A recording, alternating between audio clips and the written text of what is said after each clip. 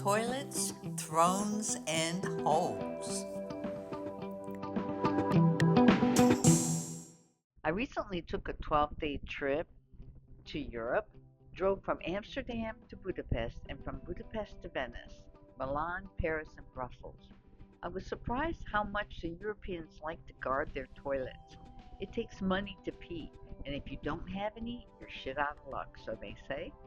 Nobody told me that the toilets have a pay station and turnstile, and if you fail to enter your required euros, the machine flashes and sometimes makes noise as if you were trying to break into Fort Knox. And imagine all the foreigners looking at you shaking their heads. The entrance varies in price from 50 euros to 200 euros. I became very sick and had to use most of all the bathrooms on our trip, and when I came home, I probably spent a week's salary just using the facilities. The proper name when asked for one depends what country you are in. In Amsterdam, it is a toilet, easy. In Hungary, it's a WC, WC, pronounced WC. The Swiss call it toilette, and in Italy, they call it Gabonito. All you must remember is that you have to pay in any currency you have except American coins.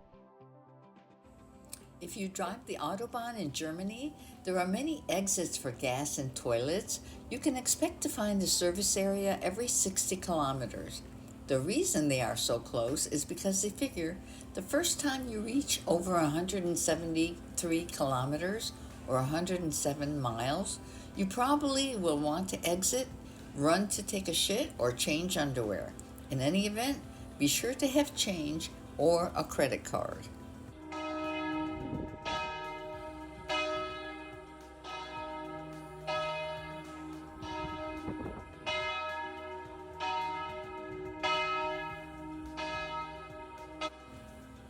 I find it interesting that all through Europe the toilets are so clean. The stalls were clean, the waste cans were not overflowing, the soap dishes were filled, and there was plenty of toilet paper. All that money goes to a good cause. The service facilities try to make going to the bathroom a pleasant experience, and all but one was pleasant. Imagine driving in Germany in December when the temperature hovers around 30 degrees. It is bad enough that you have to get out of a nice hot car to go pee, but when you get to the bathroom, you find a cold steel toilet. It's no wonder that nobody wants to stop and poop.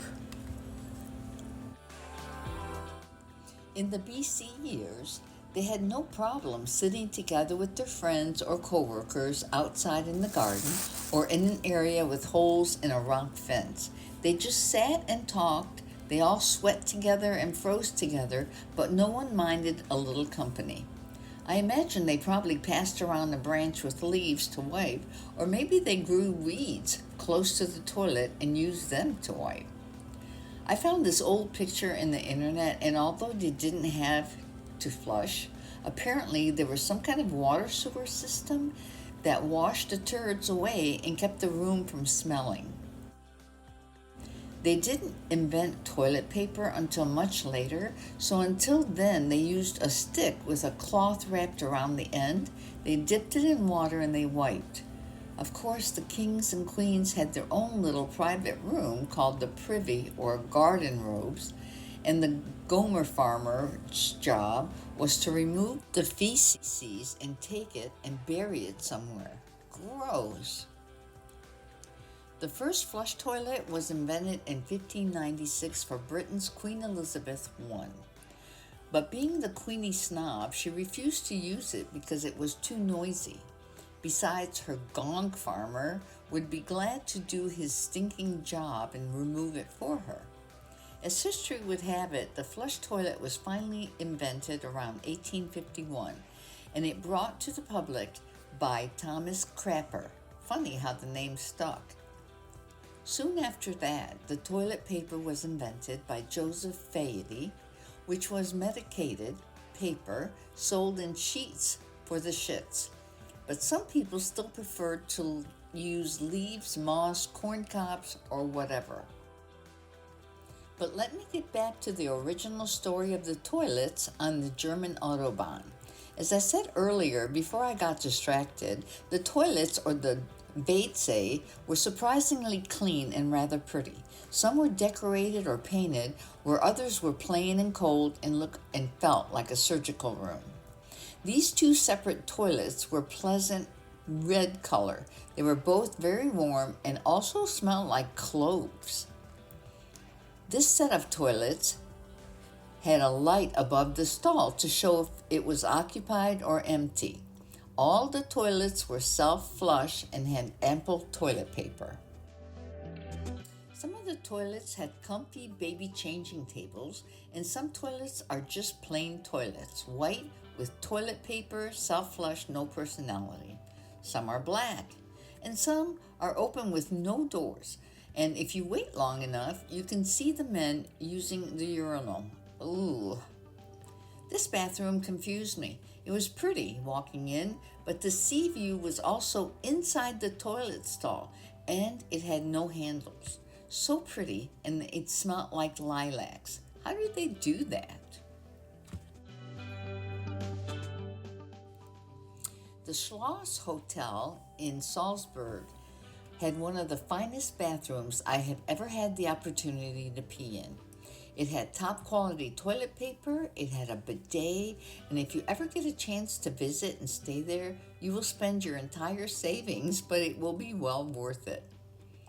Everything about this hotel was luxurious and about as perfect as it can be. Luxury at its finest.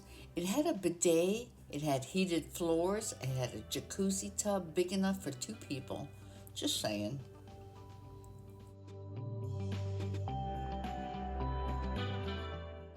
Every little town and city had its own personality, keeping with their tradition. The center of Salzburg, Austria, had several toilets. This one is at the foot of the mountain where the elevator leads up to the castle. This toilet was free, courtesy of the city of Salzburg. Nothing says winter vacation in Europe as a nice cold toilet, unless you step into a beach scene and forget about the cold. Paris is an exciting city full of life and extravagant toilets. Christian Dior had a woman's jacket for $6,000 and an ordinary plain toilet, while Moncler in Milan had a high fashion bathroom, very chic.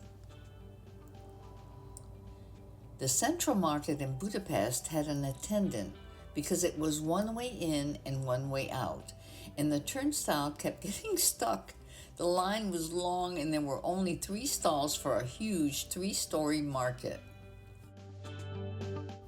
The Drabbest Toilet Award goes to the Galleria Lafayette Champs-Élysées. The interesting thing about European toilets is that there are no 2 alike. Some have stairs, some have bidets, some have artwork. In Paris, the underground toilet has a little history.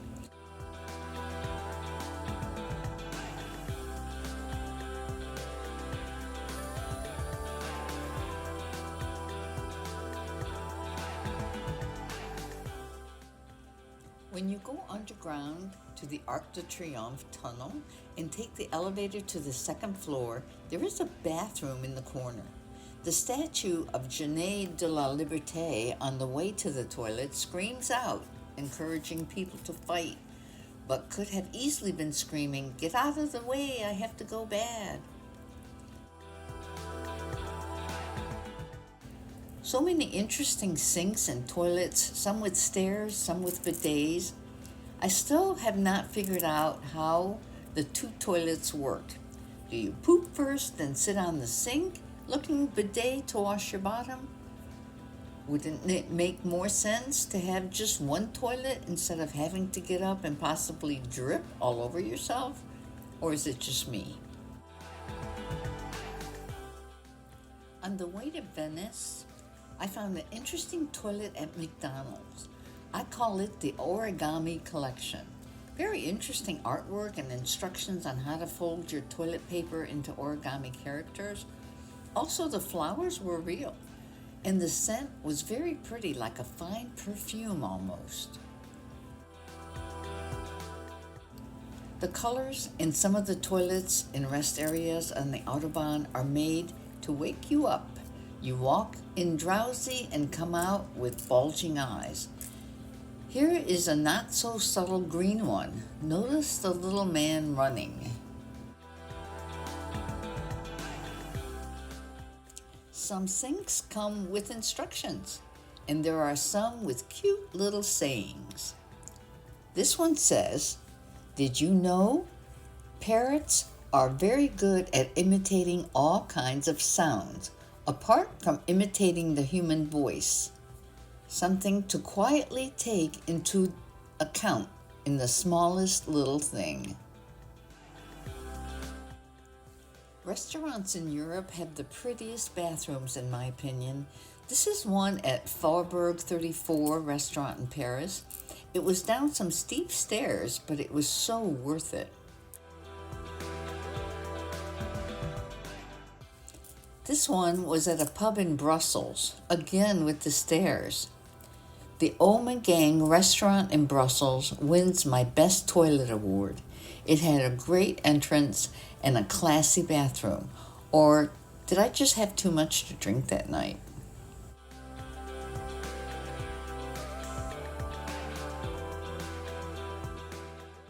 Some bathrooms come with a phone, just in case things don't come out right or you run out of toilet paper.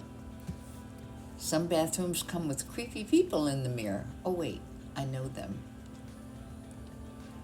Some bathrooms are very quiet, cold, and colorless. Hurry and pee and get out while you can. The airline toilets were the dirtiest and the worst. This is the end of my European toilet WC collection. I hope you have enjoyed seeing the many varieties of toilets. If you feel like splurging on a toilet fit for a king or a queen, let me suggest a royal gold toilet from Royalty Toiletries, and notice the gold toilet paper. Goodbye, au revoir, totsien, verabascu, buchu, arrivederci, adios.